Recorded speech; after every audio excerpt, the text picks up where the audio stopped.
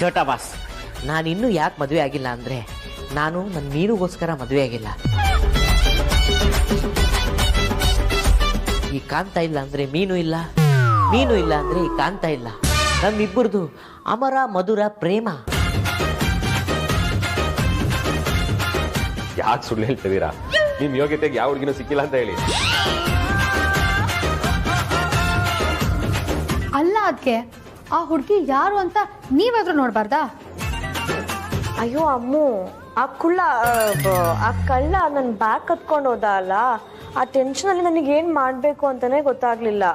ಅಣ್ಣ ಅಟ್ಟಿಸ್ಕೊಂಡು ಹೋದ, ನಾನು ನಿಂದನೇ ಓಡ್ಬಿಟ್ಟೆ.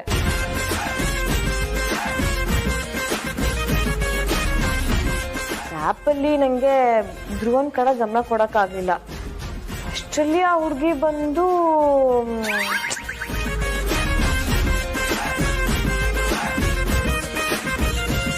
ಎಲ್ಲ ಕಣದಿಂದಾನೇ ಆಗಿತ್ತು. ನನಗೆ ಇದೆ ಇಂಥವ್ರಿಗೆಲ್ಲ ಏನ್ ಹೇಳ್ಬೇಕು ಅಂತಾನೆ ಗೊತ್ತಾಗ. ಹೋಗಿ ಹೋಗಿ ಹೆಣ್ಮಕ್ಳು ಪ್ರಶ್ನೆ ಕದೀತಾರಲ್ಲ, ಲೂಸರ್ಸ್. ಹೋಗ್ಲಿ ಬಿಡಿ ಬಡ ಬಾಸ್, ಪಾಪ ಅವನಿಗೆ ಏನು ಕಷ್ಟ ಇತ್ತು ಏನೋ. ಮೋಸ್ಟ್ಲಿ ಯಾರೋ ಬಡಪಾಯಿ BPL ಕಾರ್ಡ್ ಇರೋನು ಅನ್ಸುತ್ತೆ, ಅದಕ್ಕೆ ಈ ಥರ ಏನೋ ಕೆಲಸ ಮಾಡಿಬಿಟ್ಟಿದ್ದಾನೆ. ಹೊಟ್ಟೆಪಾಡು, ಮನ್ಸಾರೆ ಕ್ಷಮಿಸ್ಬಿಡಿ ಹೋಗ್ಲಿ. ರೀ ಕಾಂತ, ನೀವ್ಯಾಕ್ರಿ ಅವನ ಪರವಾಗಿ ಮಾತಾಡ್ತಿದ್ದೀರಾ? ಆ ಕಳ್ಳ ಏನಾದ್ರು ನಿಮ್ಮ ಕಡೆಯವನ ಅಥವಾ ನೀವ್ಯಾಕೆ ಕಳ್ಳನ?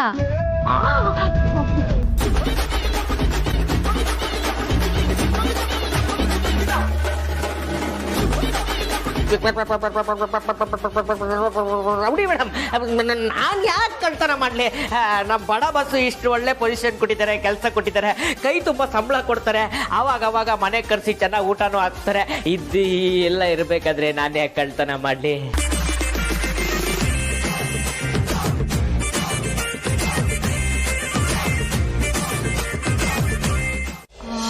ರಾಜಣ್ಣಂಗೆ ಖಾಲಿಯಾಗಿರೋ ಟ್ಯಾಬ್ಲೆಟ್ಸು, ಆಮೇಲೆ ಫ್ರೂಟ್ಸು, ವೇದಾಂತಿಗೆ ಗ್ರೀನ್ ಟೀ, ನನಗೇನು ತಗೊಳ್ಳೋದು? ಜಾಮೂನು? ಅಯ್ಯೋ, ನಾನೇ ಜಾಮೂನು, ನನಗೆ ಜಾಮೂನ ನನಗೇನು ತಗೊಳ್ಳೋದು? ಅಯ್ಯೋ, ಅಕ್ಕನ ಕೇಳದೆ ಮರ್ತ್ಬಿಟ್ಟೆ. ಹಲೋ ಅಕ್ಕ, ನಾನು ಶಾಪಿಂಗ್ ಹೋಗ್ತಿದ್ದೀನಿ, ನಿಂಗೇನು ತರಲಿ? ಸ್ವೀಟಾ? ನೀನು ಈ ಟೈಮಲ್ಲಿ ಸ್ವೀಟ್ ತಿನ್ಬೋದಾ? ಹೋಗ್ಲಿ ಬಿಡು, ಬಸ್ರಿ ಬೈಕ್ ಅಲ್ವಾ, ತಗೊಂಡು ಬರ್ತೀನಿ. ಸರಿ, ನಾನು ಬರ್ಕೊಳ್ತೀನಿ, ಬಾಯ್. ಅಕ್ಕಂಗೆ ಸ್ವೀಟ್ಸು. ಓಹೋ, ಇಷ್ಟು ದಿನ ಇಲ್ದಿರೋ ಶಿಲ್ಪ ಇವಾಗ ಫೋನ್ ಮಾಡ್ತಿದ್ದಾಳೆ. ಹೇಳಿ ಶಿಲ್ಪ, ಏನೋ ಪ್ರೀತಿ ಯೂಟ್ಯೂಬ್ ಚಾನಲ್ಲ? ಇವಾಗ ನಂಗೆ ಮಾಡೋಕ್ಕೆ ತುಂಬ ಕೆಲಸ ಬಾಕಿ ಇದೆ, ನಾನು ಆಮೇಲೆ ಬಂದು ನೋಡ್ತೀನಿ.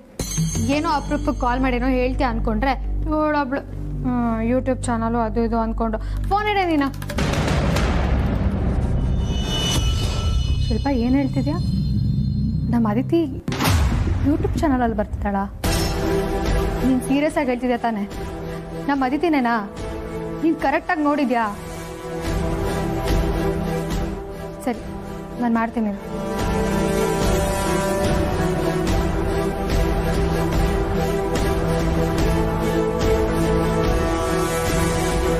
ಎಲ್ಲರ ಪ್ರೀತಿನೂ ಒಂದೇ ದೃಷ್ಟಿಲಿ ನೋಡೋದಕ್ಕಾಗಲ್ಲ. ನಮ್ಮ ಪ್ರೀತಿ ಪವಿತ್ರವಾಗಿದ್ರೆ, ನಾವು ಪ್ರಾಮಾಣಿಕವಾಗಿ ಪ್ರೀತಿಸಿದ್ರೆ ಮಾತ್ರ ಆ ಪ್ರೀತಿ ನಮ್ಗೆ ಸಿಕ್ಕೇ ಸಿಗುತ್ತೆ. ನಮ್ಮಿಬ್ಬರನ್ನು ಯಾವತ್ತೂ ದೂರ ಮಾಡಲ್ಲ. ನೀವು ಲವ್ ಮಾಡ್ತಿದ್ದೀರಾ? ಹೌದು, ನಾನೊಬ್ಬರನ್ನ ತುಂಬ ಪ್ರೀತಿಸ್ತಾ ಇದ್ದೀನಿ.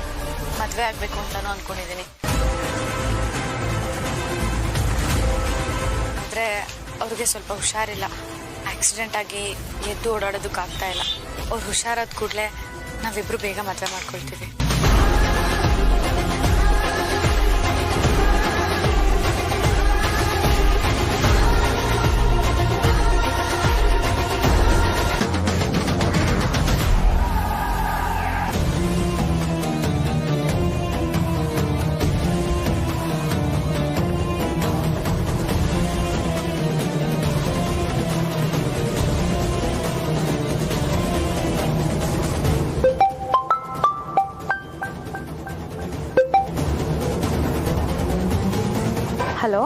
ಅದಿತಿ ನಿನ್ನ ಹತ್ರ ಸ್ವಲ್ಪ ಮಾತಾಡಬೇಕು, ಅರ್ಜೆಂಟಾಗಿ ಮನೆಗೆ ಬಾ.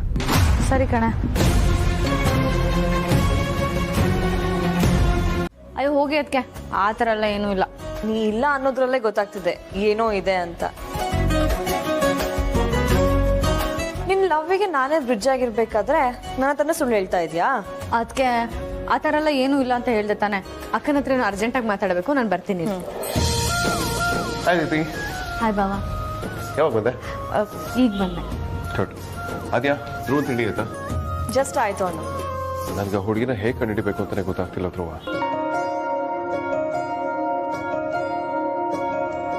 ಅಟ್ಲೀಸ್ಟ್ ನೀನು ಮಾತಾಡೋ ಹಾಗಿದ್ದಿದ್ರೆ ನಮ್ಗೆ ಪ್ರಾಬ್ಲಮೇ ಬರ್ತಿರ್ಲಿಲ್ಲ.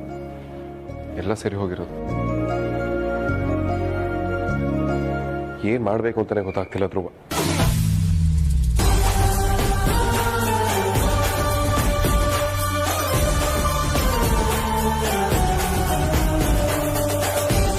ಆದ್ಯಾ ಏನಿದು ಲಿಪ್ಸ್ಟಿಕ್ ಮಾರ್ಕು? ಆ ಹುಡುಗಿ ಮತ್ತೆ ಇಲ್ಲಿ ಬಂದಿಲ್ಲ. ಲಿಪ್ಸ್ಟಿಕ್ ಮಾರ್ಕ್ ಇದೆ.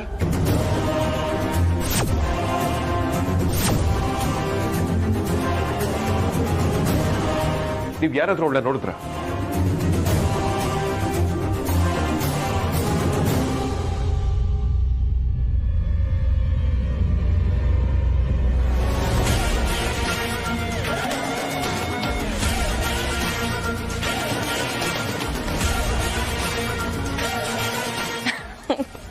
ಅಣ್ಣ ಅವ್ಳು ಇಲ್ಲಿಗೆ ಬರಕ್ ಹೆಂಗ್ ಸಾಧ್ಯ? ಅದು ಅವಳು ಕೊಟ್ಟಿರೋ ಮುತ್ತಲ್ಲ. ಇನ್ಯಾರು ಕೊಟ್ಟಿದ್ದು? ಅದು ಇವತ್ತು ಯಾಕೋ ಧ್ರುವ ತುಂಬಾ ಚೆನ್ನಾಗಿ ಕಾಣಿಸ್ತಾ ಇದ್ದ, ಅದಕ್ಕೆ ನಾನೇ ಕೊಟ್ಟಿದ್ದು.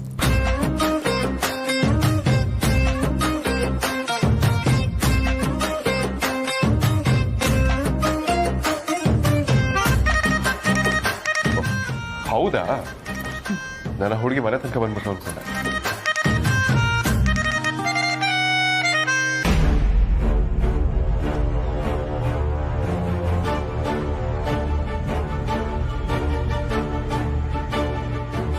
ಅದಿತಿ ನಿನ್ನ ಜೊತೆ ಸ್ವಲ್ಪ ಮಾತಾಡಬೇಕು, ಬಾ.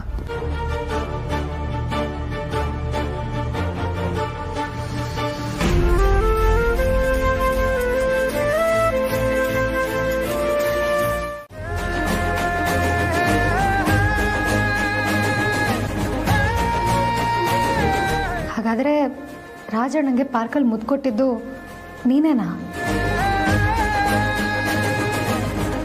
ಏ ಅದಿತಿ, ನಾಚ್ಕೋಬೇಡ, ನಿಜ ಹೇಳು. ಹ್ಞೂ ಕಣೆ, ನಾನೇ.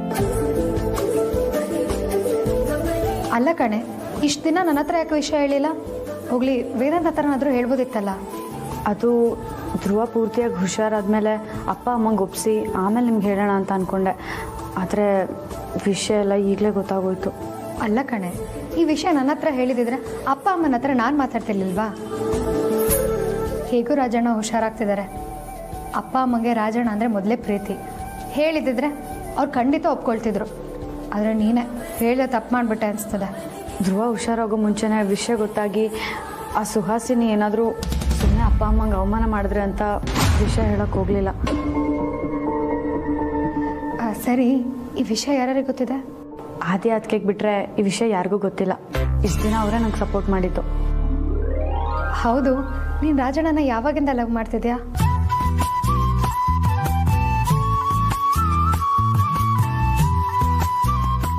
ಲಾಸ್ಟ್ ಇಯರ್ ಹೋಳಿ ಹಬ್ಬದ ದಿನ ಧ್ರುವ ನಂಗೆ ಪ್ರಪೋಸ್ ಮಾಡಿ ಒಂದು ಚೈನ್ ಗಿಫ್ಟ್ ಮಾಡ್ದ. ಆಗ್ಲಿಂದ ಇದೆಲ್ಲ ಶುರು ಆಗಿತ್ತು.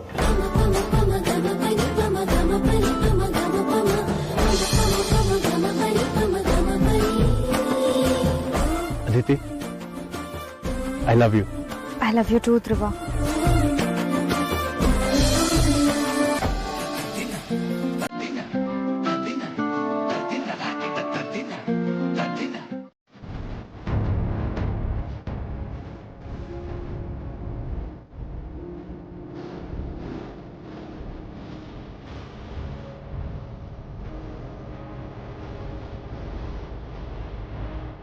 ಏ ಸುಹಾಸಿನಿ, ಏನ ಮಾಡ್ತಾ ಇದೀಯ ನೀನು? ಅಲ್ವೇ, ಈ ಮನೆಯಲ್ಲಿ ನಿನಗೆ ಹೇಳೋರು ಕೇಳೋರು ಯಾರು ಇಲ್ವೇನೆ? ವೈಜಯಂತಿ ಕೈಯಲ್ಲಿ ಯಾಕೆ ಪಾತ್ರೆ ತೊಳಸ್ತಾ ಇದೀಯಾ? ಅವಳೇನು ಈ ಮನೆ ಆಳು ಅಂತ ತಿಳ್ಕೊಂಡಿದ್ದೀಯಾ?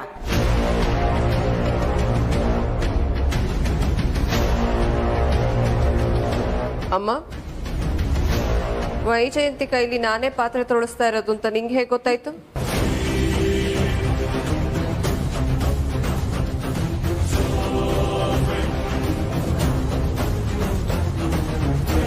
ನಿನ್ ಧ್ವನಿ ಕೇಳಿದ್ರೆ ಗೊತ್ತಾಗಲ್ವೇನೆ? ಅವಳ ಕೈಯಿಂದ ಇಲ್ಲಿ ಕೆಲಸ ಮಾಡಿಸೋದು ಈ ಮನೆಯಲ್ಲಿ ನೀನಲ್ದೆ ಬೇರೆ ಯಾರು ಅಲ್ಲ. ಅವಳೇನು ಈ ಮನೆ ಕೆಲಸದವಳು ಅಂತ ತಿಳ್ಕೊಂಡಿದ್ಯಾ? ಆಳಲ್ದೆ ಏನ್ ಯಜಮಾನಿನ? ಅವಳು ಈ ಮನೆಗೆ ಬಂದಿರೋದೇ ಕೆಲಸ ಮಾಡೋದಕ್ಕೆ. ಬೇಕಾದ್ರೆ ವೇದಾಂತ್ ಹತ್ರನೇ ಕೇಳು ಅವಳು ಯಾಕೆ ಇಲ್ಲಿರೋದು ಅಂತ. ಏ ಸುಹಾಸಿನಿ, ಹಗುರವಾಗಿ ಮಾತಾಡಿದ್ರೆ ಹಲ್ಲು ಉದುರಿಸ್ಬಿಡ್ತೀನಿ. ಅಷ್ಟಕ್ಕೂ ಅವಳನ್ನ ಯಾರು ಅಂತ ತಿಳ್ಕೊಂಡಿದ್ದೀಯ?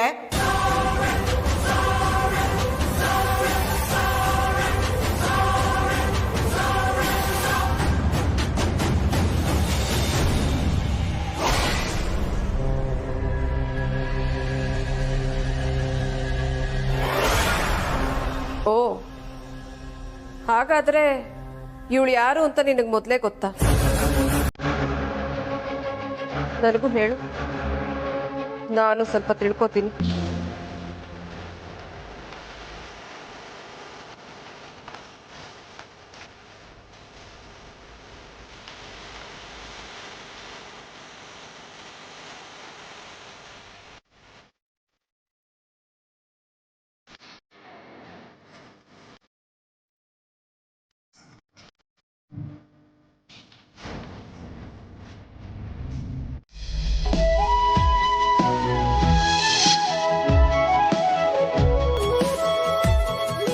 Aditi, I love you.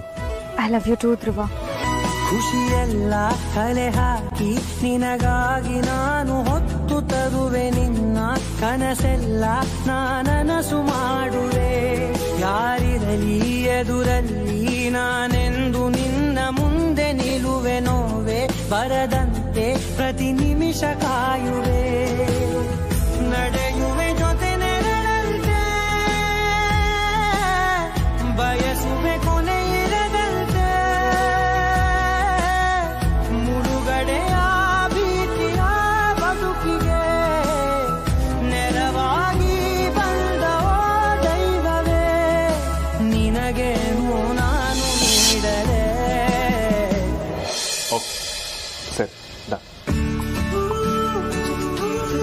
Vikrant, ಆದ್ಯ, ನಾನು ಹೇಳಿದ್ದೇನು ಇಬ್ರು ಮಾಡ್ತಿರೋದೇನು? ನೀನೇನ್ ಹೇಳಿದ್ದೆ? ನಾವೇನ್ ಮಾಡ್ತಾ ಇದೀವಿ? ಧ್ರುವನ್ಗೆ ಮುತ್ತು ಕೊಟ್ಟಿರೋ ಹುಡುಗಿ ಯಾರು ಅಂತ ಕಂಡು ಹಿಡೀರಿ ಅಂತ ಹೇಳ್ತಾ ತಾನೆ. ಏನ್ ಮಾಡ್ತಿದ್ರ ನೀವು? ನೀವ್ ಯಾರು ವಿಷಯದ ಬಗ್ಗೆ ತಲೆನ ಕೆಡ್ಸ್ಕೊಳ್ತಿಲ್ಲ. ಕೊನೆಗೂ ಹುಡುಗಿ ಯಾರು ಅಂತ ಕಂಡು ಹಿಡಿಯೋದಕ್ಕೆ ಆಗ್ಲಿಲ್ಲ ನೋಡಿ. ಹೌದು ಅಗ್ರಜ, ನಾವೆಲ್ಲ ವೇಸ್ಟ್ಗಳು. ಆ ಹುಡುಗಿ ಯಾರು ಅಂತ ಕಂಡಿಡಿಯಕ್ಕೆ ಆಗ್ಲಿಲ್ಲ. ಲೋ ಅಣ್ಣ, ಇದಕ್ಕೆ ಹೇಳೋದು ಲವ್ ಬಗ್ಗೆ ನಿಮ್ಗೆ ಎರಡು ಮಗನೂ ಗೊತ್ತಿಲ್ಲ ಅಂತ. ಅಂಥದ್ರಲ್ಲಿ ನೀ ಲವ್ ಮಾಡಿ ಮದುವೆ ಆಗಿದೆಯಾ ಅಂತಂದ್ರೆ ದುರಂತ ಅನ್ನಿಸ್ತಾ ಇದೆ. ಹೌದಣ್ಣ, ಕಂಡುಹಿಡಿಲಿಕ್ಕೆ ಆಗ್ತಾ ಇಲ್ಲ ಅಲ್ಲ? ಏನಂದ? ಅಲ್ಲ, ಕಂಡುಹಿಡಿಲಿಕ್ಕೆ ಆಗ್ತಾ ಇಲ್ಲ. ಸಖತ್ತು ಟ್ವಿಸ್ಟ್ ಇದೆ. ಹೇಗೆ ಕಂಡುಹಿಡಿಯೋದು?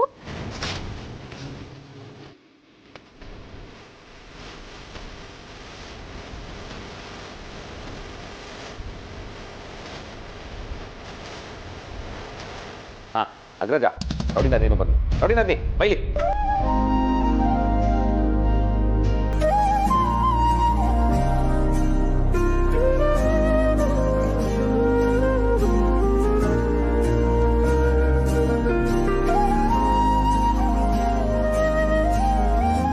ಬಜಾರಿ, ಬೆಳಗಿಂದ ಎಲ್ಲಿ ಹೋಗಿದ್ದೆ? ಅಸಲ ಫೋನ್ ಮಾಡಿದ್ದೀನಿ, ರಿಸೀವ್ ಮಾಡಿಲ್ಲ. ಓ, ಫೋನ್ ಮಾಡಿದ್ಯಾ? ಮೊಬೈಲ್ ಚೆಕ್ ಮಾಡು, ಗೊತ್ತಾಗುತ್ತೆ. ನೋಡು ಬಜಾರಿ, ನಾಳೆನೂ ಹೀಗೆ ಮಾಡ್ಬೇಡ. ನಾವೆಲ್ಲ ಬೆಳಗ್ಗೆ ಪಾರ್ಕಿಗೆ ಹೋಗ್ಬೇಕು. ಪಾರ್ಕಿಗ? ಯಾಕೆ? ಇದೇನು ಈ ರೀತಿ ಕೇಳ್ತಿದ್ಯಾ?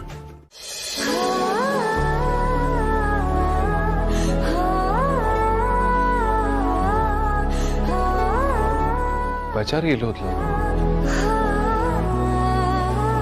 ಫೋನ್ ಮಾಡ್ಲಾ?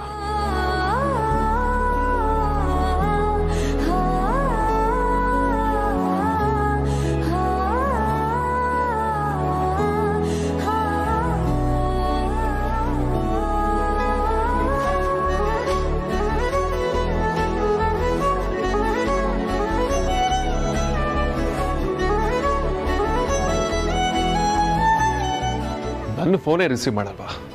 ಎಷ್ಟು ಕೊಬ್ಬಿ ಒಳಗೆ? ನಿನಗೆ ಎಷ್ಟು ಕೊಬ್ಬಿರ್ಬೇಕಾದ್ರೆ ನನಗಿನೆಷ್ಟು ಕೊಬ್ಬಿರ್ಬೇಡ. ಮಾಡ್ತೀನಿ ಇರೋ ನಿನಗೆ. ವೇದಾಂತ್, ಒಳಗೆ ಬರ್ಬೋದಾ? ಸಾರ್ಥಕ್, ಇದೇನು ಹೀಗೆ ಕೇಳ್ತಿರಲ್ಲ? ಅಫ್ಕೋರ್ಸ್, ಬನ್ನಿ.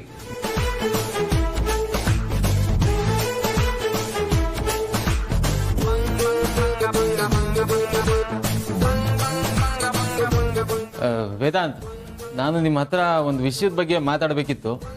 ಶೋರ್ ಸಾರ್ಥಕ್, ಹೇಳಿ. ಇವತ್ತು ನೀವು ಅಮ್ಮು ಮೇಲೆ ರೇಗಾಡಿದ್ರಿ ಅಂತ ಗೊತ್ತಾಯ್ತು. ಪಾಪ ಅವಳು ಅದಕ್ಕೆ ತುಂಬಾ ಬೇಜಾರು ಮಾಡ್ಕೊಂಡಿದ್ದಾಳೆ. ಅವಳು ಬಡ ಬಡ ಅಂತ ಮಾತಾಡ್ಬೋದು ಅಷ್ಟೇ, ಆದ್ರೆ ಮನ್ಸು ಎಳೆ ಮಗು ಥರ. ನಿಮಗೆ ಗೊತ್ತಲ್ಲ ಅವಳು ಮುಂಗೋಪ ಜಾಸ್ತಿ ಅಂತ. ಅವಳು ಮಾತಾಡ್ತಾಳೆ ಅಂತ ನೀವು ಹಾಗೆ ಮಾತಾಡಿದ್ರೆ ಹೇಗ್ ವೇದಾಂತ್? ನಾನು ಹೀಗೆ ಹೇಳ್ತೀನಿ ಅಂತ ತಪ್ಪು ತಿಳ್ಕೊಬೇಡಿ. ಅವಳಿಗೆ ಪಾಪ ತವ್ರ ಮನೆ ಕಡೆಯವರು ಅಂತ ಇರೋದು ನಾನೊಬ್ಬನೇ ಇಲ್ಲಿ, ಅದಕ್ಕೋಸ್ಕರ ಹೇಳ್ತಿದ್ದೀನಿ ಅಷ್ಟೇ. ಸಾರ್ಥಕ್, ನಿಮ್ಗೆ ಏನು ವಿಷಯ ಅಂತ ಕರೆಕ್ಟಾಗಿ ಗೊತ್ತಿಲ್ಲ.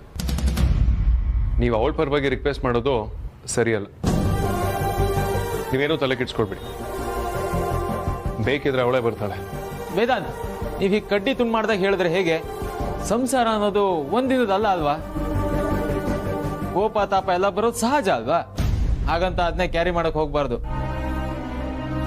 ನೀವು ಹೇಳ್ತೀರಾ ಅಂತ ಈ ವಿಷಯನ ಇಲ್ಲೇ ಹೀಗೆ ಬಿಡಕ್ಕಾಗಲ್ಲ. ಹಾಗೇನಾದ್ರು ಬಿಟ್ರೆ ಮುಂದೆ ದೊಡ್ಡ ಪ್ರಾಬ್ಲಮ್ ಆಗುತ್ತೆ. ಅಷ್ಟೆಲ್ಲ ಎಕ್ಸ್ಟ್ರೀಮ್ ಆಗಿ ಯೋಚನೆ ಮಾಡಬೇಡಿ. ನೀವು ಅನ್ಕೊಂಡಾಗೆಲ್ಲ ಏನೂ ಆಗೋದಿಲ್ಲ. ಯೋಚನೆ ಮಾಡಬೇಡಿ, ಎಲ್ಲ ಸರಿ ಹೋಗುತ್ತೆ. ನೀವು ಹೋಗಿ ಮಾಡ್ಕೊಳ್ಳಿ. ನಾನು ಹೇಳೋದನ್ನೆಲ್ಲ ಹೇಳಿದ್ದೀನಿ. ಇದ್ರ ಮೇಲೆ ನಿಮ್ಮಿಷ್ಟ. ನಿಮ್ಗೆ ಹೇಗನ್ಸುತ್ತೋ ಹಾಗೆ ಮಾಡಿ. ಸರಿ ಸಾರ್ಥಕ್, ನೀವು ಹೋಗಿ ಮಲ್ಕೊಳ್ಳಿ. ಹಾ, ಎಲ್ಲಿಗೆ ಹೋಗ್ಲಿ? ಎಲ್ಲಿಗೂ ಹೋಗಕ್ಕಾಗಲ್ಲ. ನಾನು ನಿಮ್ಮ ಜೊತೆ ನಿಮ್ಮ ರೂಮಲ್ಲೇ ಇರಬೇಕಾಗತ್ತೆ. ಏನು ಹೇಳ್ತಿದ್ದೀರಾ ಸಾರ್ಥಕ್?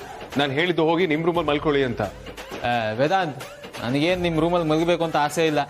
ನಿಮ್ ತಂಗಿ ಚಾಮುಂಡಿ ಈ ವಿಷಯನ ಸಾರ್ಟ್ ಔಟ್ ಮಾಡ್ಕೊಂಡೇ ಬರಬೇಕು, ಇಲ್ಲ ಅಂದ್ರೆ ರೂಮಿಗೆ ಕಾಲಿಡಬೇಡಿ ಅಂತ ಹೇಳಿದಾಳೆ.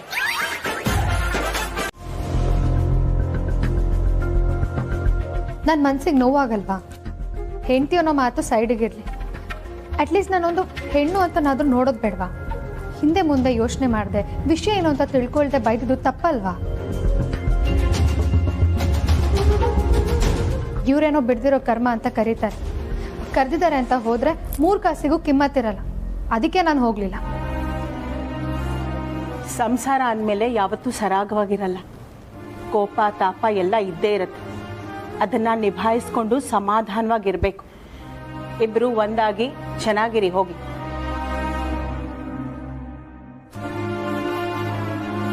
ಯುವರ್ ಆನರ್, ಆಗಿದೆಲ್ಲ ಆಗೋಯ್ತು ಅಂತ ಹೆಂಡ್ತೀರ್ ಹೋಗ್ಬಿಟ್ರೆ ಹೆಂಡ್ತೀರಿಗೆ ಮರ್ಯಾದೆ ಇರಲ್ಲ. ಈ ಗಂಡಂದ್ರೆಲ್ಲ ಕೋಪ ಮಾಡ್ಕೊಳ್ಳೋದು ಅವ್ರ ಜನ್ಮಸಿದ್ಧ ಹಕ್ಕು ಅನ್ಕೊಂಡಿದ್ದಾರೆ. ಮಾತೃಮೂರ್ತಿ ಸಹನಾಮೂರ್ತಿ ಅಂತ ಕರ್ಸ್ಕೊಳ್ಳೋ ನಮಗೂ ಸಿಟ್ಟು ಬರುತ್ತೆ, ಕೋಪ ಬರುತ್ತೆ. ಆದ್ರೆ ನಾವ್ಯಾಕೆ ಸುಮ್ಮನಿರ್ತೇವೆ ಹೇಳಿ? ಗಂಡ ಅನ್ನೋ ಗೌರವಕ್ಕೆ ತಾನೆ. ಅದೇ ತರ ಇವರು ನಮ್ಗೆ ಹೆಂಡತಿ ಅನ್ನೋ ಮರ್ಯಾದೆ ಕೊಡ್ಬೇಕು ಅಲ್ವಾ?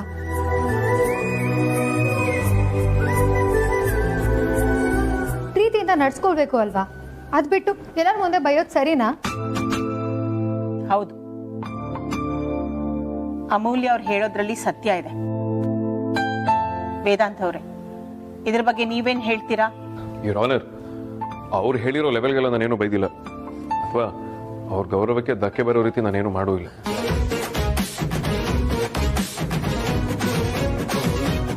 ಅವ್ರು ಮಾತಾಡಿದ ರೀತಿ ನನಗೆ ಇಷ್ಟ ಆಗಲಿಲ್ಲ.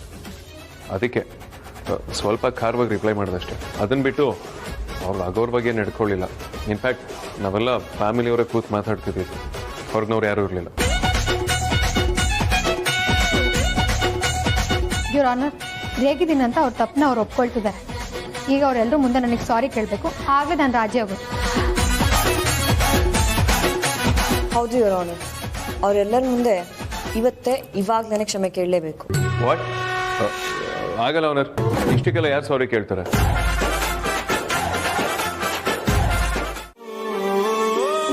ಆ ವಯಸ್ಸು ಏನು ಬೇಕಾದರೂ ಮಾಡಿಸುತ್ತೆ. ತಮಗೆ ಗೊತ್ತಿಲ್ಲದೆ ತಪ್ಪು ದಾರಿ ಹಿಡಿಯೋ ಹಾಗೆ ಮಾಡಿಸುತ್ತೆ. ಪ್ರೀತಿ ಪ್ರೇಮಕ್ಕೆ ಬೀಳೋ ಹಾಗೆ ಮಾಡುತ್ತೆ. ಬೇರೆಯವ್ರನ್ನ ಅರಸೋ ಹಾಗೆ ಮಾಡುತ್ತೆ. ಇನ್ಯಾರ್ದೋ ಆಶ್ರಯನ ಹುಡ್ಕೊಂಡು ಹೋಗೋ ಹಾಗೆ ಮಾಡುತ್ತೆ. ಅದಕ್ಕೆ ಅದಿತಿಗೊಂದು ಒಳ್ಳೆ ಸಂಬಂಧ ಹುಡುಕಿ ಮದುವೆ ಮಾಡಿಬಿಡೋಣ ಅಂತ ಇದ್ದೀನಿ.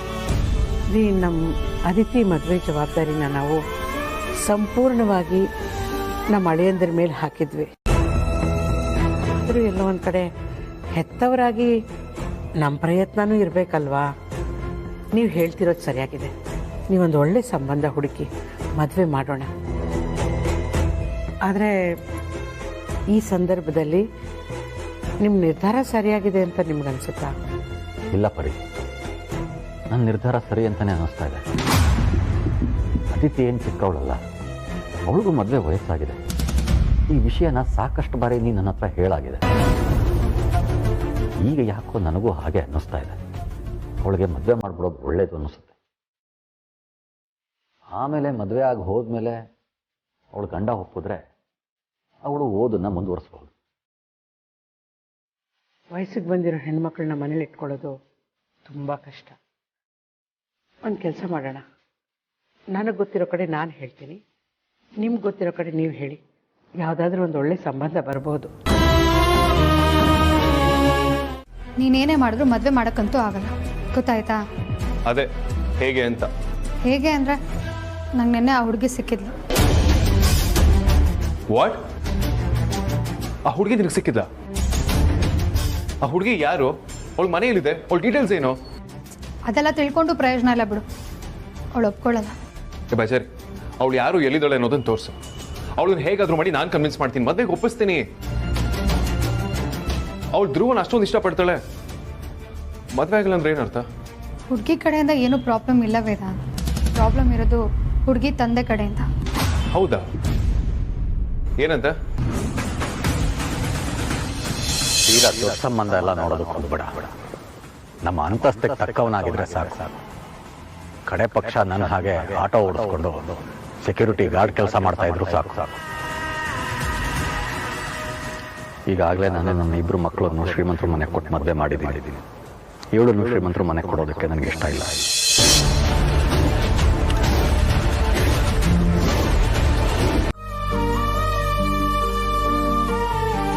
ಬರೀ ಬಿಟ್ಟು ಹೋಗೋ ಮನೆಗೆ ಅಟ್ಯಾಚ್ ಬಾತ್ರೂಮ್ ಯಾಕೆ? ಈಗ ಅಟ್ಯಾಚ್ ಬಾತ್ರೂಮ್ನ ಅನಿವಾರ್ಯತೆ ಏನಿದೆ? ಹೇಗಿದ್ರು ಇನ್ನೊಂದಷ್ಟು ತಿಂಗಳಲ್ಲಿ ನಾವು ಈ ಮನೆ ಬಿಡ್ತಾ ಇದ್ದೀವಿ. ಅಷ್ಟಾದರೂ ಅಟ್ಯಾಚ್ ಬಾತ್ರೂಮ್ ಬೇಕು ಅಂತ ಓನರ್ ಜೊತೆ ಯಾಕೆ ಜಗಳ ಆಡ್ತಾ ಇದೆಯಾ? ನಾನು ಅಟ್ಯಾಚ್ ಬಾತ್ರೂಮ್ನ ಕಟ್ಟಿಸ್ಕೊಡಿ ಅಂತ ಕೇಳಿದ್ದು ನನಗೋಸ್ಕರ ಅಲ್ಲ, ನನ್ನ ಮಗಳಿಗೋಸ್ಕರ. ಮಗಳಿಗೋಸ್ಕರನಾ? ಯಾವ ಮಗಳಿಗೋಸ್ಕರ ಪರಿ? ಏನ್ರಿ ಹೀಗೆ ಕೇಳ್ತಾ ಇದ್ದೀರಾ? ನಮ್ಮ ಮಗಳು ಆರ್ತಿ ಬಸ್ರಿ ಇನ್ನು ಸ್ವಲ್ಪ ದಿವಸಕ್ಕೆ ಬಾಣಂತನಕ್ಕೆ ತವ್ರ ಮನೆಗೆ ಬರ್ತಾಳೆ. ನಾವೇನೋ ಮನೆಯವರೆಲ್ಲ ಹೊರಗಡೆ ಬಾತ್ರೂಮ್ನ ಬಳಸ್ಕೊತಾ ಇದೀವಪ್ಪ. ಅವಳು ಬಾಣಂತಿ, ಮಗುಗೆ ಎಣ್ಣೆ ಹಚ್ಚಬೇಕು, ಅವಳಿಗೆ ಎಣ್ಣೆ ಹಚ್ಚಬೇಕು, ಸ್ನಾನ ಮಾಡಿಸ್ಬೇಕು, ಇವೆಲ್ಲ ಹೊರಗಡೆ ಮಾಡ್ಸೋಕ್ಕಾಗತ್ತಾ? ಅದಕ್ಕೆ ಮನೆ ಒಳಗಡೆ ರೂಮಲ್ಲಿ ಒಂದು ಬಾತ್ರೂಮ್ ಇರಬೇಕು ಅಂತ ಕೇಳಿದ್ದೀನಿ. ಓ ಹೌದಲ್ವಾ? ನನಗೆ ಈ ವಿಷಯನೇ ಗೊತ್ತಿರಲಿಲ್ಲ. ನಿಮಗೆ ಹೇಗ್ರಿ ಇವೆಲ್ಲ ಗೊತ್ತಾಗೋಕ್ ಸಾಧ್ಯ? ಬಾಣಂತಿರಿರೋ ಮನೆಯಲ್ಲಿ ಎಲ್ಲ ವ್ಯವಸ್ಥಿತವಾಗಿರ್ಬೇಕು, ಇಲ್ಲ ಅಂದ್ರೆ ಬಾಣಂತರ ಮಾಡೋದು ತುಂಬಾ ಕಷ್ಟ ಆಗ್ಬಿಡುತ್ತೆ. ಅದಕ್ಕೆ ನಾನು ಅವ್ರ ಹತ್ರ ಆದಷ್ಟು ಬೇಗ ಕಟ್ಟಿಸ್ಕೊಡಿಪ್ಪ ಅಂತ ಕೇಳ್ಕೊತಾ ಇದ್ದೆ. ನೀನು ಹೇಳ್ತಾ ಇರೋದು ಸರಿ ಪರಿ. ಅಟ್ಯಾಚ್ ಬಾತ್ರೂಮ್ ಇದ್ರೆ ಅಮ್ಮ ಮಗುಗೆ ಸ್ನಾನ ಮಾಡಿಸೋದಕ್ಕೆ ಅನುಕೂಲ ಆಗುತ್ತೆ. ಮಗುಗೆ ಬೇಕಾದ್ರೆ ಒಂದು ಬಾತ್ ಟಬ್ ಕೂಡ ಇಟ್ಕೋಬೋದು. ಅದಕ್ಕೆಲ್ಲ ಬಾತ್ರೂಮ್ ಒಳಗಡೆ ಇದ್ರೇನೆ ಅನುಕೂಲ. ಇನ್ನು ಏನೇನು ಬೇಕು ಅಂತ ನೆನಪು ಮಾಡ್ಕೊಂಡು ಹೇಳು, ಒಂದೇ ಸಲ ಓನರ್ ಹತ್ರ ಮಾತಾಡ್ಬಿಡ್ತೀನಿ. ರೀ, ತಾಯಿ ಮಗುಗೆ ಸ್ನಾನ ಮಾಡಿಸೋದಕ್ಕೆ ಬರೀ ಒಂದು ಬಾತ್ರೂಮ್ ವ್ಯವಸ್ಥೆ ಆದ್ರೆ ಸಾಲಲ್ಲ, ಮಗುಗೆ ಒಂದು ತೊಟ್ಲು ಬೇಕಾಗುತ್ತೆ. ಆದಷ್ಟು ಬೇಗ ಅದನ್ನ ವ್ಯವಸ್ಥೆ ಮಾಡಿ. ತೊಟ್ಲು ಬಗ್ಗೆ ತಲೆ ಕೆಡಿಸ್ಕೋಬೇಡ ಪರಿ. ಆರ್ತಿ ಹುಡ್ದಾಗ ತಂದಿದ್ವಲ್ಲ ತೊಟ್ಲು, ಅದೇ ತೊಟ್ಲಲ್ಲಿ ಆರ್ತಿ ಮಗುನು ಮಲಗಿಸಿದ್ರಾಯ್ತು. ನನಗೊಂದು ಸ್ವಲ್ಪ ಟೈಮ್ ಕೊಡು, ಅದೆಲ್ಲಿದೆ ಅಂತ ಹುಡುಕ್ಬಿಟ್ಟು ಹೇಳ್ತೀನಿ. ಏನ್ರಿ ನೀವು ಈ ಥರ ಮಾತಾಡ್ತಿದ್ದೀರಾ? ನಾವು ನಮ್ಮ 4 ಜನ ಹೆಣ್ಮಕ್ಳನ್ನ ಅದೇ ತೊಟ್ಲಲ್ಲಿ ತೂಗಿ ಮಲಗಿಸಿದ್ದೀವಿ. ಆದರೆ ನನ್ನ ಮೊಮ್ಮಗುನ ಆ ತೊಟ್ಲಲ್ಲಿ ಮಲಗಿಸೋದಕ್ಕೆ ನನಗೆ ಇಷ್ಟ ಇಲ್ಲ. 25 ವರ್ಷದ ಹಳೆ ತೊಟ್ಲಲ್ಲಿ ನಮ್ಮ ಮೊಮ್ಮಗನ ಮಲಗಿಸೋದಕ್ಕೆ ನಾನು ಖಂಡಿತ ಒಪ್ಪಲ್ಲ. ಅದಕ್ಕೋಸ್ಕರ ನಾವು ಒಂದು ಹೊಸ ತೊಟ್ಲನ್ನ ಕೊಂಡ್ಕೋಬೇಕಾಗತ್ತೆ. ಈಗ ನಿಮಗೆ ಜಾಸ್ತಿ ಸಂಬಳ ಬರ್ತಿದ್ಯಲ್ಲಪ್ಪ, ಯಾಕೆ ಚೌಕಾಸಿ ಮಾಡ್ತಿದ್ದೀರಾ?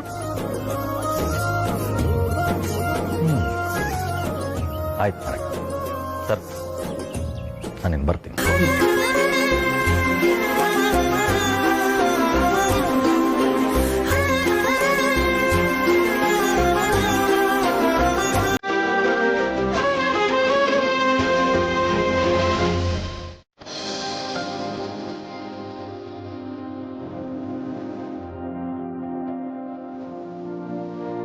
ವೇದಾಂತ್ ಅವ್ರೆ, ವೇದಾಂತ್ ಅವ್ರೆ, ಅಮ್ಮ ಯಾವಾಗ ಬಂದ್ರೆ? ಯಾಕೆ ಒಂಥರ ಇದ್ದೀರಾ? ಇನ್ನೂ ಯೋಚನೆ ಮಾಡ್ತಾ ಇರೋ ಹಾಗಿದೆ. ಇವತ್ತು ಆಫೀಸ್ಗೂ ಬೇರೆ ಹೋಗಿಲ್ಲ ನೀವು. ಯಾಕೋ ಆಫೀಸಿಗೆ ಹೋಗೋದಕ್ಕೆ ಮನಸ್ಸಿಲ್ಲ. ಎಲ್ಲ ಬಿಟ್ಟು ಎಲ್ಲಾದ್ರೂ ದೂರ ಹೊರಟೋಗ್ಬೇಕು ಅನ್ನಿಸ್ತದೆ. ಯಾವತ್ತಿಗೂ ಕಾಡದೇ ಇರೋಷ್ಟು ನೆನಪುಗಳು ಒಟ್ಟೊಟ್ಟಿ ಕಾಡ್ತೇವೆ. ಹೌದಾ? ಅಂಥದ್ದು ಏನಾಯ್ತು ಅಂತ ಕೇಳಬಹುದಾ? ಧ್ರುವ, ನಮ್ಮ ಬಗ್ಗೆ ತುಂಬಾ ಯೋಚನೆ ಶುರುವಾಗಿದೆ. ಅವ್ನು ಮತ್ತೆ ಮೊದಲಿನ ಥರ ಆಗ್ತಾನ, ಸಂಪೂರ್ಣವಾಗಿ ಗುಣ ಆಗ್ತಾನ ಅಂತ ತುಂಬ ಡೌಟ್ಸ್ ಕಾಡೋದಕ್ಕೆ ಶುರುವಾಗಿದೆ. ಅವನು ಯಾವಾಗ ಹುಷಾರಾಗ್ತಾನೋ, ನಮ್ಗಳ ಥರ ನಾರ್ಮಲ್ ಆಗಿರ್ತಾನೋ ಆಗ್ಲೇ ನೆಮ್ಮದಿ ಅನ್ಸೋದು. ಅಲ್ಲಿವರೆಗೂ ಮನ್ಸಿಗೆ ಸಮಾಧಾನನೇ ಇಲ್ಲ. ಯೋಚನೆ ಮಾಡಬೇಡಿ ವೇದಾಂತ್ ಅವ್ರೆ, ಧ್ರುವ ಮೊದಲಿನ ಹಾಗಾಗ್ತಾರೆ. ಆ ನಂಬಿಕೆ ನನಗಿದೆ. ನಿಮ್ಮಷ್ಟು ನಿಗಾ ವಹಿಸೋ ಅಣ್ಣ ಅವನ ಜೊತೆ ಇರಬೇಕಾದ್ರೆ ಅವರು ಆದಷ್ಟು ಬೇಗ ಹುಷಾರಾಗ್ತಾರೆ. ನೀವು ನಿಮ್ಮ ತಮ್ಮಂದಿರಾಗ್ಲಿ ತಂಗಿಗಾಗ್ಲಿ ಬರೀ ಅಣ್ಣ ಅಲ್ಲ, ಅಪ್ಪ ಅಮ್ಮನ ಸ್ಥಾನದಲ್ಲಿದ್ದೀರ. ಅವರೆಲ್ಲರೂ ನಿಮ್ಮನ್ನ ಅಣ್ಣನಾಗಿ ಪಡೆಯೋಕ್ಕೆ ತುಂಬಾ ಪುಣ್ಯ ಮಾಡಿದ್ದಾರೆ. ಆದರೆ ಕೆಲವೊಂದ್ಸಲ ನನಗೆ ತುಂಬ ಡೌಟ್ ಕಾಡೋದಕ್ಕೆ ಶುರುವಾಗುತ್ತಮ್ಮ. ಅಣ್ಣ ಅನ್ನೋದು ಕೇವಲ 2 ಅಕ್ಷರದ ಪದ ಅಲ್ಲ, ಅದು ತುಂಬ ಜವಾಬ್ದಾರಿ ಇದೆ, ತುಂಬ ತೂಕ ಇದೆ. ಆ ಜವಾಬ್ದಾರಿನ ನನ್ನ ಕೈಲಿ ತೂಗ್ಸೋದಕ್ಕಾಗುತ್ತಾ? ನಾನು ಅದನ್ನು ಸರಿಯಾಗಿ ನಿಭಾಯಿಸ್ತಿದ್ದೀನಿ ಅನ್ನೋ ಪ್ರಶ್ನೆ ನನ್ನಲ್ಲಿ ಕೆಲವು ಸಲ ತುಂಬ ಕಾಡುತ್ತೆ. ಆದ್ಯಾಗ ಅಬಾರ್ಷನ್ ಆದಾಗ, ಧ್ರುವನ್ಗೆ ಆಕ್ಸಿಡೆಂಟ್ ಆದಾಗ, ವಿಕ್ರಾಂತ್ ಅರೆಸ್ಟ್ ಆದಾಗ ಈ ಪ್ರಶ್ನೆಗಳನ್ನ ನಾನು ತುಂಬ ಕಾಡ್ತಿತ್ತು. ಹಾಗೆಲ್ಲ ನನ್ನ ನೋವನ್ನ ಶೇರ್ ಮಾಡ್ಕೊಡೋದಕ್ಕೆ ನನ್ನ ಜೊತೆ ಯಾರಾದರೂ ಇರಬೇಕು ಅಂತ ಅನಿಸ್ತು. ನಾನು ಒಬ್ಬಂಟಿ, ನಾನು ಅನಾಥ ಅನ್ನೋದಕ್ಕೆ ತುಂಬ ಕಾಡ್ತಿತ್ತು. ಅಮ್ಮ, ನೀವೇನು ಅಂದ್ಕೊಳ್ಳಲ್ಲ ಅಂದರೆ ದೊಡ್ಡನೆ ಸ್ವಲ್ಪ ಹೊತ್ತು ಮಲ್ಕೊಳ್ಳ.